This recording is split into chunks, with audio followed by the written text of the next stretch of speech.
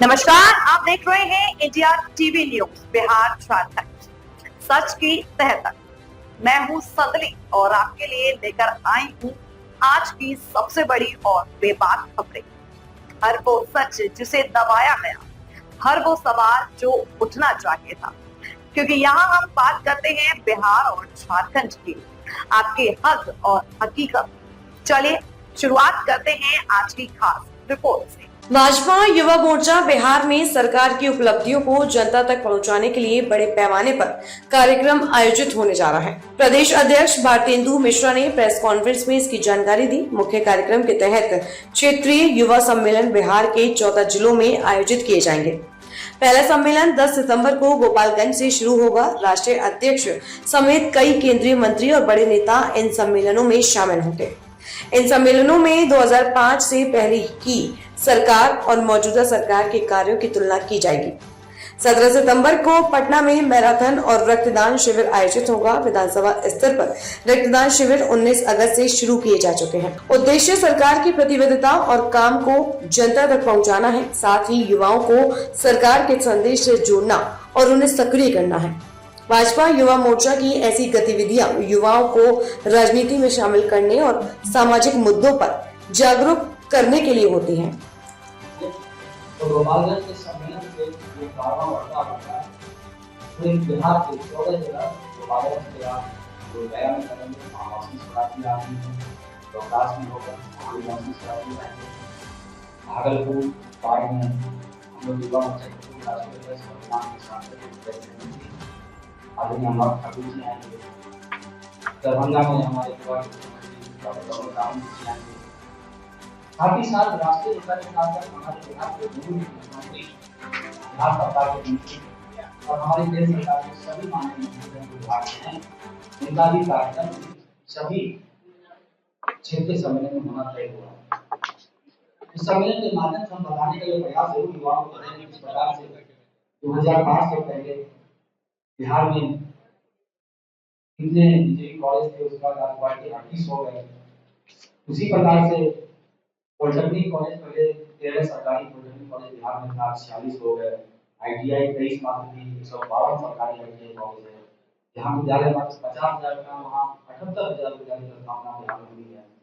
शिक्षकों की संख्या आज 5.5 लाख के आसपास है। इसी तरह जो साक्षरता दर 46% हुआ करता था, 81% के आसपास है।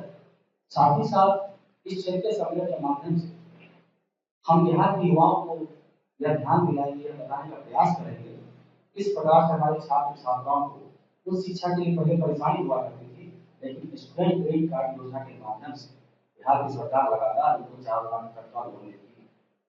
ये 4 लाख का लोन उनको अपनी उस शिक्षा को प्राप्त करने में मदद होता है और 86,000 छात्र छात्राएं पिछले विद्या वर्ष में इसका लाभ लेंगे। साथ ही साथ जो पहले मेडिकल की शिक्षा और निजी शिक्षा की बात करें, जितनी कॉलेजेस पहले थी उससे लगभग 10 गुना कॉलेज आज स्थापित है। बिहार के छात्र छात्राएं मेडिकल और इंजीनियरिंग क्षेत्र में पढ़ाई कर रहे हैं। इस देश वार्ता के माध्यम से मैं बताना चाहूँगा क्षेत्रीय सम्मेलन में हम इन सभी विषयों की चर्चा करते हुए रोजगार की भी चर्चा करेंगे।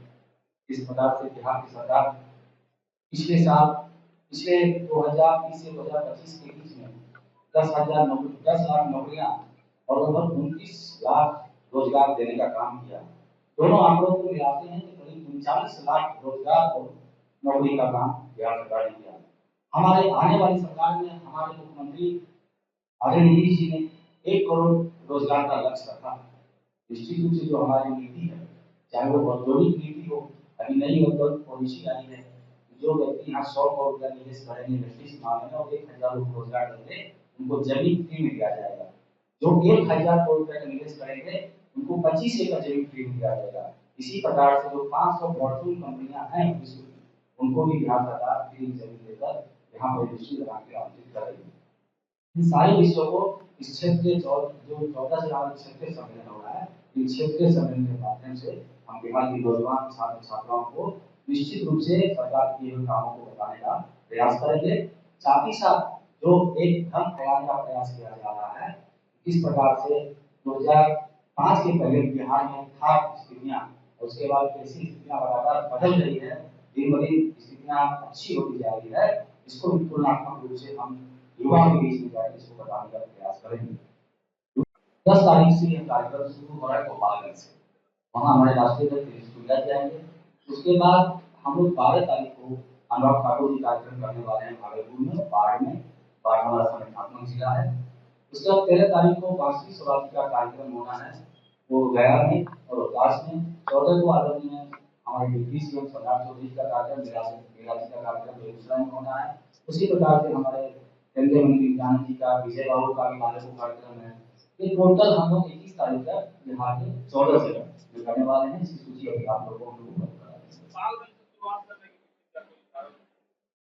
देखिए, गोपालगंज निश्चित रूप से हमारे बिहार के लिए एक बहुत ही सकारात्मक रूप से उस जगह से जब शुरुआत करेंगे तो हमारा जो मैसेज है युवाओं के बीच में वह उत्तर बिहार में शुरुआत होगा और उसका असर निश्चित रूप से पूरे बिहार को पड़ेगा।